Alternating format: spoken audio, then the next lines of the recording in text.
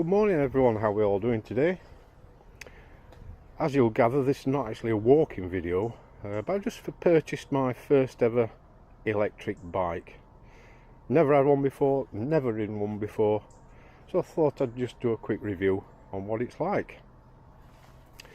Now this is the Fiido M1 Pro. It isn't a Chinese manufactured bike, as a lot of them are these days. And the reason I plumped for this one, I did have a look at a lot of videos of electric bikes on YouTube, etc. And I decided to plump for this one because of one or two other features that it's got. Also the price, this cost me £900. You can get them a lot more expensive and you can get them cheaper. But as I say, one of the two other features, that's the reason I plumped for this one. So we'll have a look at some of the features. For a start off, it is an actual folding bike. Now, this main lever here, you pull that back. Sorry, you've got to release that clip first, then pull it back. And it does actually fold in half. You've also got quick release for the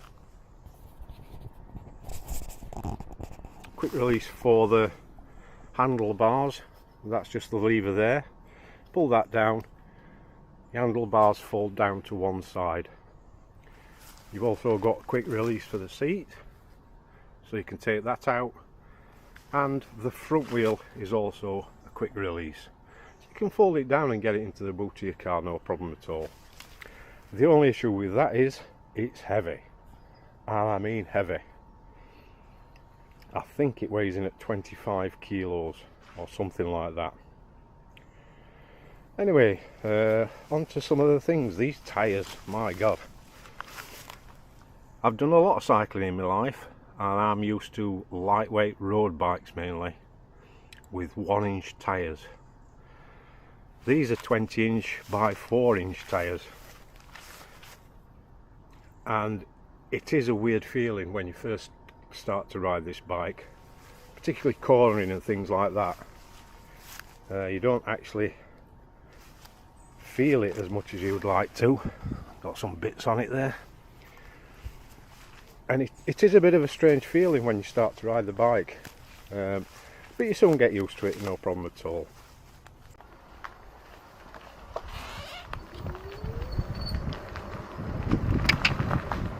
Morning.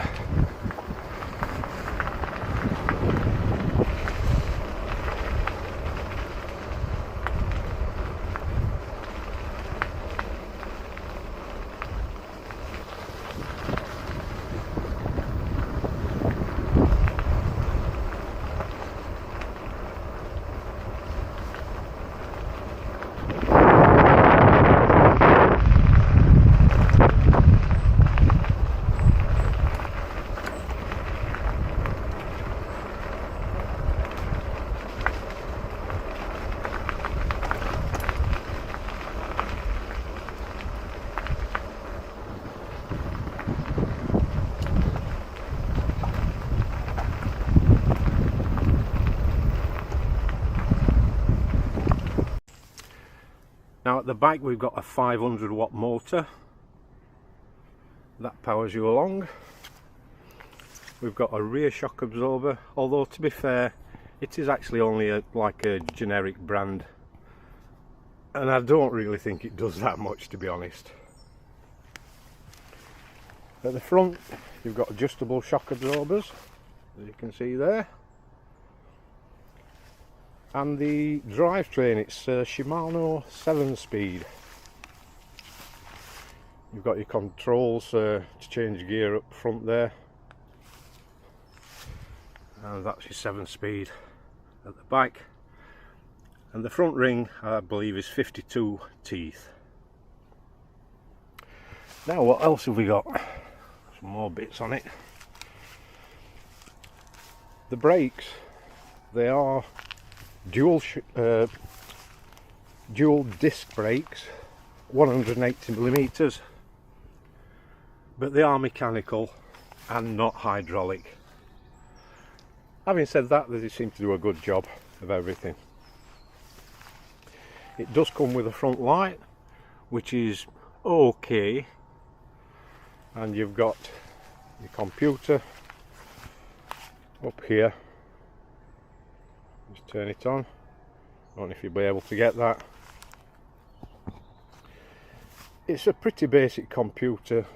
All it tells you is your battery charge, your speed, and then you've got an odometer there. You've got two buttons here. One of these, the top one, that's to turn your light on, and the second one's for a horn. It makes a weird sound. Now, what else can I tell you about it? It's an absolutely weird feeling when you first get on these bikes and set off. You start pedaling and nothing happens, but then a split second later you get a sudden power surge from the motor, and it's a bit off-putting at first, but it's something you do really get used to it after a while. The only thing with these bikes, and a lot of them, I don't know if you can see this little lever here, that is actually a throttle, which makes it illegal on UK roads. You're not allowed to have a throttle on an electric bike. Another thing is, it comes boxed, limited to a top speed of 15.5 miles an hour, which again makes it legal on UK roads, but there's a very, very simple hack on that computer screen that you can do, which unlimits it. Well, I say unlimits it, it then takes the top speed up to 40 kilometers an hour, which again is illegal on UK roads. Now, let's be honest, if you're not being an idiot, you're not doing anything stupid, you're not causing any problems to anybody else, are the police going to stop you? Well, that's for you to decide. Now, in the box you do get these mud guards, front and rear, and I can tell you they're an absolute cow to fit on. Unless somebody's found an easier way to do it. It took me ages, a lot of cursing and swearing. To fit it on the front, there is a nut that comes through here, sorry, a bolt, and then you've got to fit this nut on it. It could do with being about a quarter of an inch longer, that bolt, because it's an absolute pain to try and get that nut on. I've eventually done it and managed to tighten it up and everything. And with the back mud guard, probably can't see this properly, but there's a bolt from the inside that fixes it to the framework. Now, if you look here, I can hardly get my finger underneath there, never mind about getting a bolt in and then using an Allen key to tighten it up. I looked online, and the best thing that I came up with, that somebody suggested, totally deflate the rear tyre so it's flat. Then obviously you've got room to get your fingers in there, room to get an Allen key in and fix the bolt to the frame. Anything else I'd change about the bike?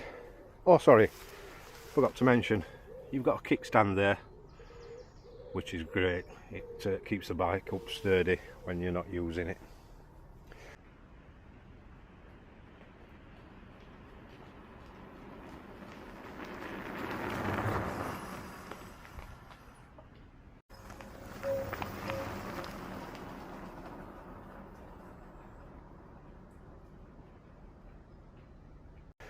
As I say, anything else I'd change on the bike? The seat, it's okay. It's not the best in the world, but that's something I'm going to change for a more comfortable seat. And the only other thing really that I'd change are these handlebar grips.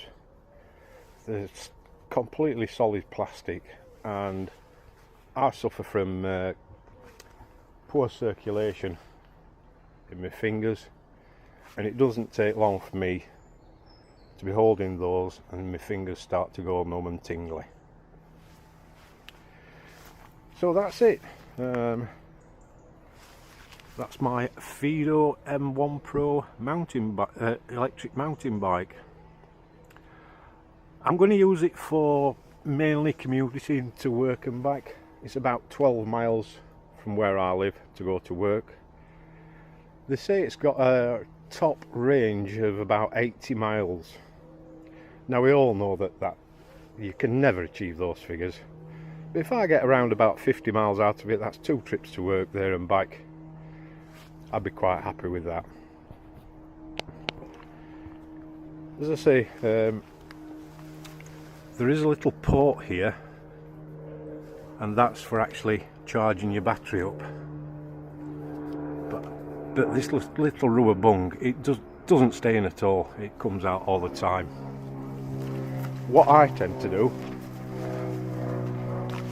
I'll undo this, unfold the bike, and then you can get the battery out from there and just take the battery to wherever you want to charge it up.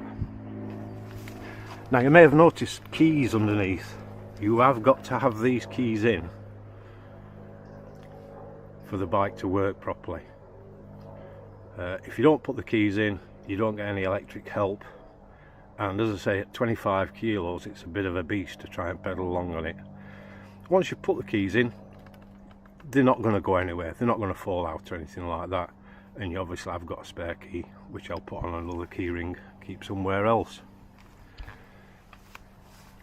Anyway, that's my impressions of the Fiido M1 Pro. I hope you've enjoyed the video, and if you do, please hit the like button and consider subscribing to my channel. Thanks very much for watching.